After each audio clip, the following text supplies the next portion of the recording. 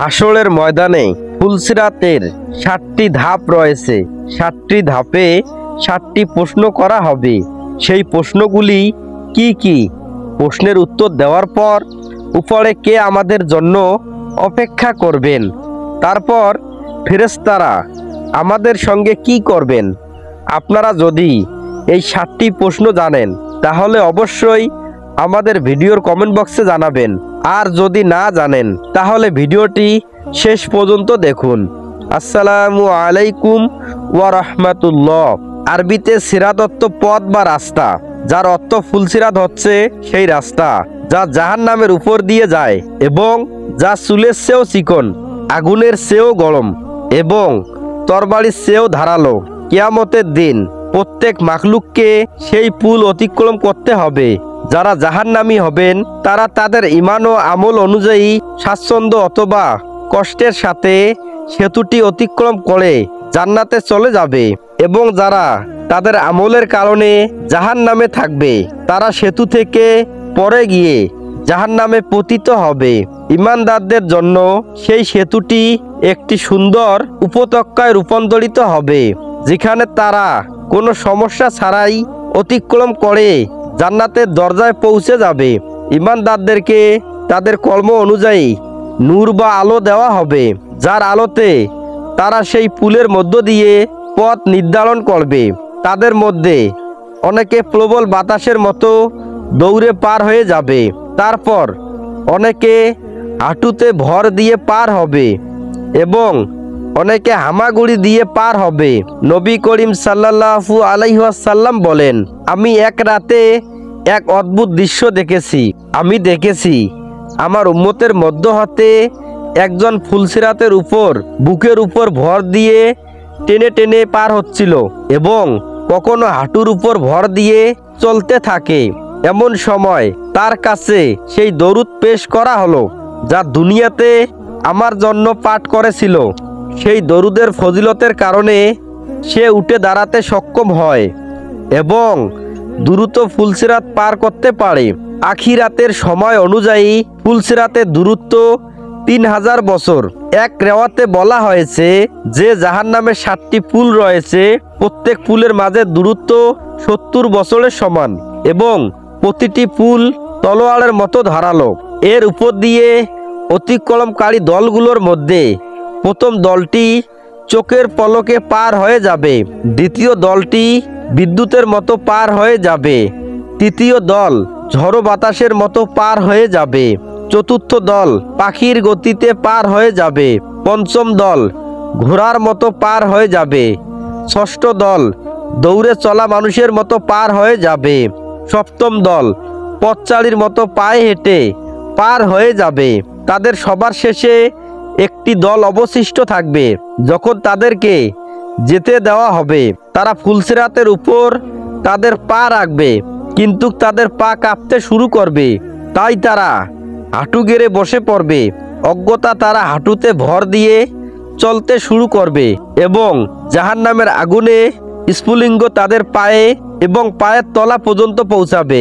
তারপর তাদের পেটের উপর ভর করে টেনে টেনে চলতে শুরু করবে। অতঃপর তারা তাদের হাত দিয়ে পুল আঁকড়ে ধরবে, আগুনও তাদেরকে ঘিরে ধরবে। এরপর আগুন থেকে বাঁচার জন্য পেটের উপর ভর করে টেনে টেনে চলতে শুরু করবে। তারা আগুন অতিক্রম করার পর তারা ঘুরে দাঁড়াবে এবং জাহান্নামের দিকে তাকিয়ে বলবে, হে আল্লাহ, আমাদেরকে এই জাহান্নামের আগুন থেকে রক্ষা করেছেন, তিনি মহাপবিত্র। এই সেতুর প্রথম ধাপে আমাদের ঈমান অনুযায়ী প্রশ্ন করা হবে।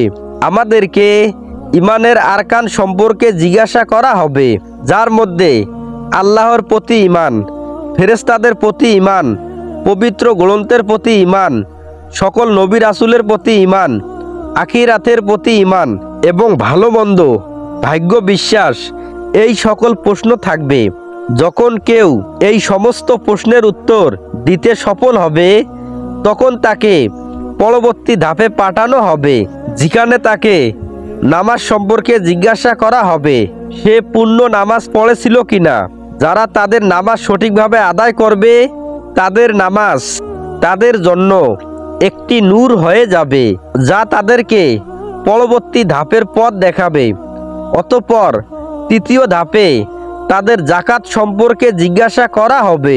যারা সব সময় সঠিকভাবে জাকাত আদায় করেছে তারা এই ধাপ থেকে পরবর্তী ধাপে একটি ঠান্ডা ঝড়ো বাতাসের মতো পৌঁছাবে, যেখানে চতুর্থ ধাপে তাদেরকে রমজানের রোজা সম্পর্কে প্রশ্ন করা হবে, যেখানে রোজা রাখা এবং কোরআন তেলাওয়াত সেই ব্যক্তিকে সাহায্য করবে। এবং একটি রেওয়াত অনুসারে রাসূলে কারীম সাল্লাল্লাহু আলাইহি ওয়াসাল্লাম বলেছেন যে সে সময় রোজা বলবে, হে আল্লাহ, আমার কারণে এই ব্যক্তি সারাদিন ক্ষুধার্ত ও তৃষ্ণার্ত ছিল এবং নিজেকে নফসের কামনা বাসনা থেকে বিরত রাখত, একে ক্ষমা করে দিন। কুরআন বলবে, সে আমার তেলাওয়াতের কারণে রাতে ঘুমায়নি, তাকে ক্ষমা করুন। অতঃপর আল্লাহ তাআলা তাকে ক্ষমা করবেন এবং তাকে পরবর্তী ধাপে অর্থাৎ পঞ্চম ধাপে পাঠাবেন, যেখানে তাকে হজ সম্পর্কে জিজ্ঞাসা করা হবে। এই ধাপে সফল হওয়ার জন্য শারীরিক ও আর্থিকভাবে সক্ষম প্রত্যেক মুসলমানের তার জীবনের অত্যন্ত একবার হজ করা উচিত। এখানে সফল হলে তাকে পরবর্তী ধাপ অর্থাৎ ষষ্ঠ ধাপে পাঠানো হবে। ষষ্ঠ ধাপে তাকে উযু ও গোসল সম্পর্কে জিজ্ঞাসা করা হবে। উযুর মাধ্যমে একজন ব্যক্তি পরিষ্কার এবং পবিত্রতা হাসিল করে আল্লাহর ইবাদত করার জন্য প্রস্তুত হয়।